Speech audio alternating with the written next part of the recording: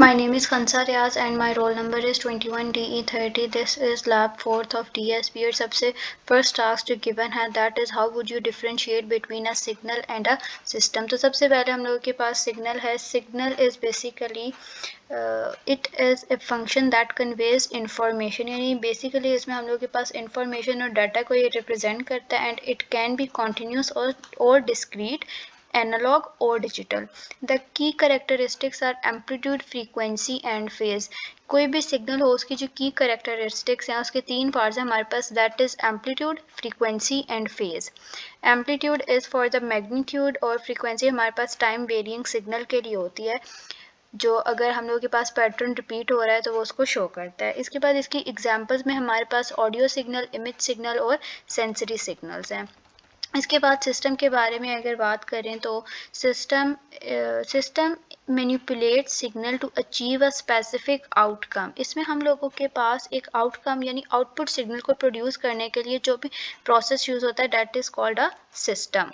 It can be linear और non linear, time variant और non time variant. की characteristics में हमारे पास लीनियरिटी आ जाती है, कैजुअलिटी आ जाती है, स्टेबिलिटी एंड टाइम इनवेरियंस. जब भी हम लोग किसी सिग्नल को स्टडी करते हैं तो उसमें चार करेक्टरिस्टिक्स होती हैं जो कि यहाँ पर बताई हुई हैं. उसके बाद एग्जांपल्स में हमारे पास एक लीनियर टाइम इनवेरिएंट सिस्टम आ जाता है, डिजिटल फिल्टर्स हो सकते हैं और कोई भी इलेक्ट्रॉनिक कंपोनेंट हो सकती हैं जिसमें या तो a physical system that filters or amplifies analog signal. Analog signal को एम्पलीफाई करने के लिए हम लोगों के पास इलेक्ट्रॉनिक सिग्नल्स होते हैं और ये भी हमारे पास एक सिस्टम की एग्जांपल है.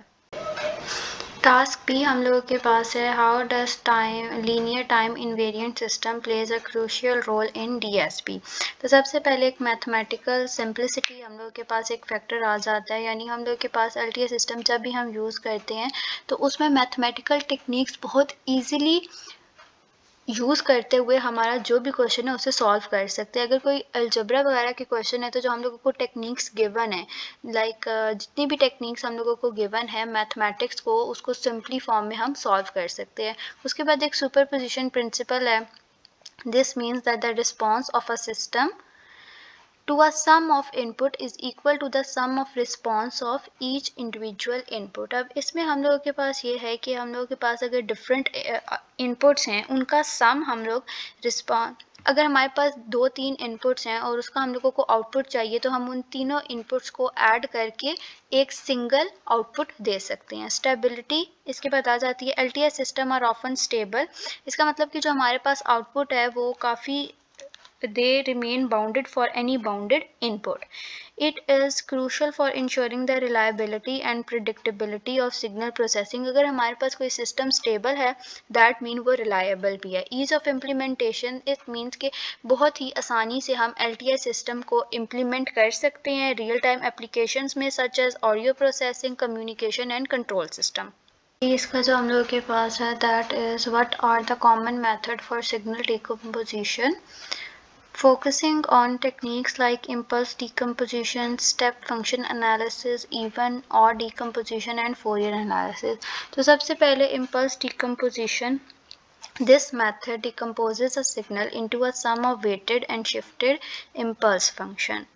तो इसमें हम लोगों के पास ये होता है, कोई भी अगर हमारे पास सिग्नल है तो उसको हम लोग डिकम्पोज कर लेते हैं इस फॉर्म में कि जो उसका शिफ्टेड इम्पल्स फंक्शन है वो आ जाए, और इसके अलावा it represents a specific component of a signal. It's amplitude represents contribution of that component.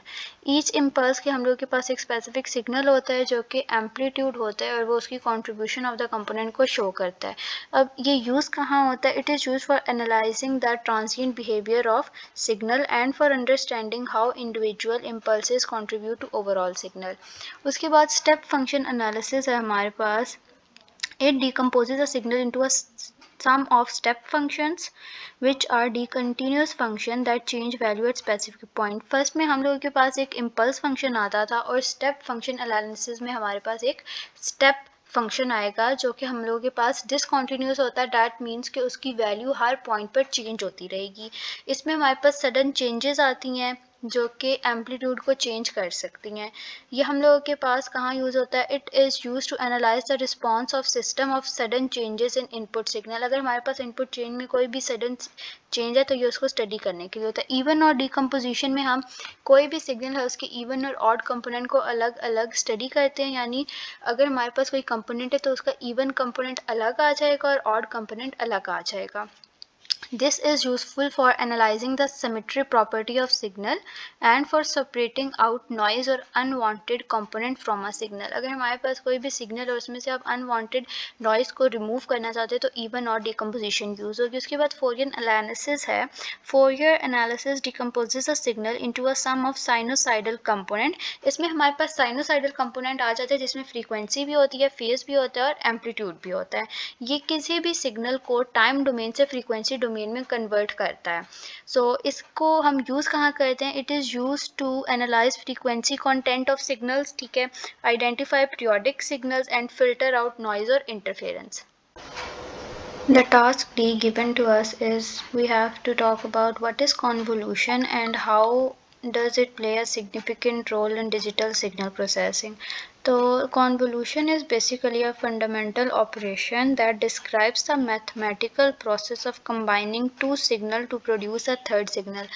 हम लोगों के पास मैथमेटिकल फॉर्म है, यानी जो भी मैथमेटिकल प्रोसेस करेंगे दो सिग्नल्स को कंबाइन करने के लिए to produce a third signal, that is called convolution. ये हमारे पास फिल्टरिंग में भी यूज़ होती है, सिग्नल प्रोसेसिंग में भी यूज़ होती है एंड सिस्टम एनालिसिस में यूज़ होती है। सो या this is where it is used. अगर हम फिल्टरिंग की टाइम इनवेरिएंट सिस्टम एनालिसिस की बात करें, सबसे पहले हम लोग कॉन्वोल्यूशन को यूज़ करते हैं to study the behaviour of LTI system. अब इसको इस वजह से यूज़ करते हैं क्योंकि जब आप इसकी मैथमेटिकल सिंप्लिसिटी को करते हैं तो जितनी भी करेक्टरिस्टिक्स होती हैं दैट आर एसेंशियल, तो आप उन सबको स्टडी कर लेते हैं। उस फिल्टरिंग है हमारे पास, filtering is used extensively in filtering operations to remove unwanted noise. हम लोगों के पास सिग्नल्स में जब भी होता है तो इट बेसिकली ये होता है कि हम लोगों को नॉइज़ नहीं चाहिए होती है, हम लोगों को बिल्कुल एक स्मूथ सिग्नल चाहिए होता है। तो उस अनवांटेड नॉइज़ को रिमूव करने के लिए फ़िल्टरिंग का प्रोसेस यूज़ करते हैं।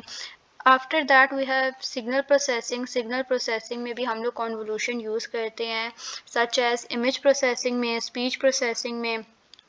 इसको हम यूज़ इस तरह करते हैं कि हम अफेक्ट्स वगैरह जो अप्लाई करते हैं दैट इज़ फ्रॉम कॉन्वोल्यूशन, वो सारे हम कॉन्वोल्यूशन को यूज़ करते हुए अप्लाई करते हैं। Cross convolution is closely related, हम लोगों के पास ये कॉन्वोल्यूशन से बहुत क्लोजली रिलेटेड है because it is use to measure the similarity between two signals. कोई भी दो सिग्नल्स हैं हमारे पास, उनके दरमियान में अगर कोई सिमिलैरिटी है और आपने वो मेजर करनी है तो वो क्रॉस कोरिलेशन से होगी।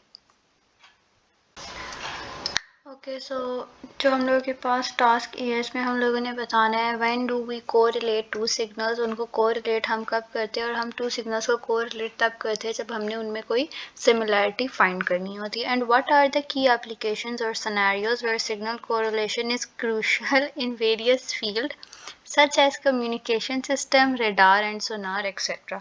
सबसे पहले communication system में signal correlation is used for synchronization purposes। किसी भी चीज़ को अगर आपने सिंक्रोनाइज करना है तो उसमें हम सिग्नल कोरिलेशन यूज़ करते हैं। अब इसमें हम लोगों के पास it is use to detect and extract the transmitted signal from noise. Noise में से जो भी सिग्नल एक्सट्रैक्ट करना है उसके लिए हम सिग्नल कोरिलेशन यूज़ करेंगे।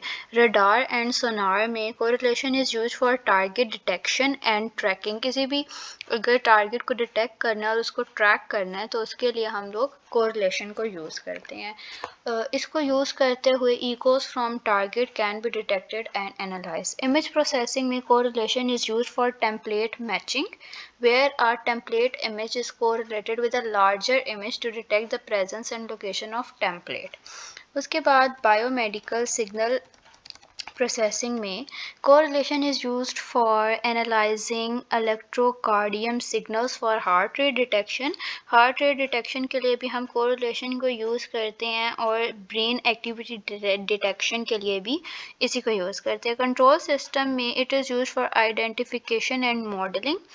इससे हम लोगों के पास जिस भी सिस्टम है उसका ट्रांसफ़र फंक्शन एस्टिमेट हो सकता है। वायरलेस कम्युनिकेशन में it is used for channel estimation and equalisation. तो ये वो हैं जहाँ पर हम लोग के पास कोरिलेशन यूज़ होता है। टास्क में हम लोगों को गिवन है कि कोई भी दो इनपुट सिग्नल लेने हैं यूज़र से और फिर उसकी कॉन्वोल्यूशन करनी है, यानी उसके कॉन्वोल्यूशन सम हमने शो करना है। तो सबसे पहले यहाँ पर एक फंक्शन लिया है जो कि कस्टम कॉन्वोल्यूशन के नाम से है। x एक इनपुट लिया है और h हमारे पास दूसरे इनपुट है। ये दोनों हमारे पास यूज़र इनपुट है, यानी जब इसको रन करेंगे तो रन करके उस time user at that time input देगा और फिर हमारे पास उसकी कॉन्वोल्यूशन होगी। y एक वेरिएबल लिया इसकी कॉन्वोल्यूशन सम के लिए, जो कि x और h की कॉन्वोल्यूशन देगा। फिगर का कमांड हम लोगों ने यहाँ पर यूज़ की है to get our desired plot. 3 sub plot की कमांड इस वजह से यूज़ की है कि एक हम लोग के पास इनपुट सिग्नल x का आएगा, first input signal, second input signal और एंड में कॉन्वोल्यूशन जो इसका सम होकर कॉन्वोल्यूशन आएगा, that will be our last plot. तो इस वजह से यहाँ पर 3 सब प्लॉट के लिए हैं। सबसे पहले का टाइटल है input signal x of n जो कि यहाँ पर गिवन है, और सेकंड में हम लोगों के पास h ऑफ n है, that is our second signal, और थर्ड में हम लोगों के पास आउटपुट डिज़ायर्ड रिजल्ट है। अब ये जब इसको रन करूँगी तो हम लोगों के पास कोई भी आउटपुट नहीं आएगा। ये रन टाइम में जब सिमुलेशन होगी तो उसी वक्त जब रन होगा उस टाइम हम लोगों ने इसको सिग्नल देना है। अब यहाँ पर इसे कोई भी सिग्नल दे दें इनपुट। इसके बाद सेकंड सिग्नल के लिए कमांड आएगी तो उसमें भी अपनी मर्ज़ी का कोई भी सिग्नल ले लें। अब इसके बाद जब इसको रन करेंगे तो हम लोगों के पास डिज़ायर्ड प्लॉट आ जाएगा। ये हमारे पास फर्स्ट इनपुट सिग्नल है जो कि x ऑफ n है, ये सेकंड इनपुट सिग्नल है और ये इसका कॉन्वोल्यूशन सम हमारे पास आ गया। जो हमारे पास लैब टास्क है इसमें हम लोगों ने कोई भी एक इनपुट सिग्नल लेना है, उसको कॉन्वोल्यूट करना है और फिर उसका रिस्पांस देखना है। तो सबसे पहले उसके लिए एक फ़ंक्शन ले लिया है। यहाँ पर माय कॉन्वोल्यूशन हम लोगों के पास फ़ंक्शन का नाम है। x लिया है, उसके बाद x का ओरिजिन ले लिया है, h लिया और h का ओरिजिन ले लिया। दो सिग्नल x और h हम लोगों ने ले लिए हैं। उसके बाद y की बिगिनिंग के लिए हम लोगों ने ये वेरिएबल यूज़ किया है और y की एंडिंग के लिए ये वेरिएबल यूज़ किया है। y सिंपल हम लोगों ने वेरिएबल यूज़ किया कॉन्वोल्यूशन के लिए जो कि एंड पे हमें रिजल्ट देगा। ये इसका फंक्शन है। ये हमने फंक्शन बनाया और इसके मेन कोड की तरफ अगर जाएं तो यहाँ पर ये इसका मेन कोड है हम लोगों के पास। सबसे पहले x को हम लोगों ने लिख दिया है, यानी x की जो भी वैल्यू है वो लिखी है। उसके बाद x का ओरिजिन लिखा है, उसके बाद x और h जो हमारे पास दो सिग्नल थे उनकी वैल्यू लिख दी है, उसके बाद उनका ओरिजिन लिख दिया है। माय कॉन्वोल्यूशन का यहाँ पर हम लोगों ने जो कि पीछे फंक्शन यूज़ किया था वो लिखा है ताकि जो हम लोगों का रिस्पॉन्स है वो गिवन हम लोग का डिज़ायर्ड प्लॉट आ जाए। स्टेम की कमांड यूज़ की और टाइटल दे दिया response of system to input signal.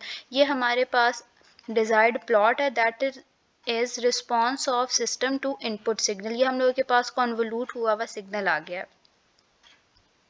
जो हमारे पास इस लैब का लास्ट टास्क है उसमें यह है कि हम लोग के पास दो इनपुट सिग्नल है और उसकी कॉन्वोल्यूशन करनी है और एंड में उसकी शिफ्टेड फॉर्म भी शो करनी है। तो सबसे पहले एक सिग्नल ले लिया h जो कि 3 से 3 तक है। उसके बाद x सेकंड सिग्नल इनपुट ले लिया जो कि 1 से है। y हमारे पास कॉन्वोल्यूशन के लिए है जो कि x और h की कॉन्वोल्यूशन सम जो आएगा उसको शो करेगा। एन ऑफ वाई, ये अब इसके पास हम लोगों ने इसमें सब प्लॉट यूज़ किए हैं इनपुट सिग्नल के लिए। जो दोनों इनपुट सिग्नल हैं वो शो हों, उसके बाद आउटपुट सिग्नल शो, और उसके बाद हम लोगों ने उसकी शिफ्टेड वर्जन भी दिखानी है।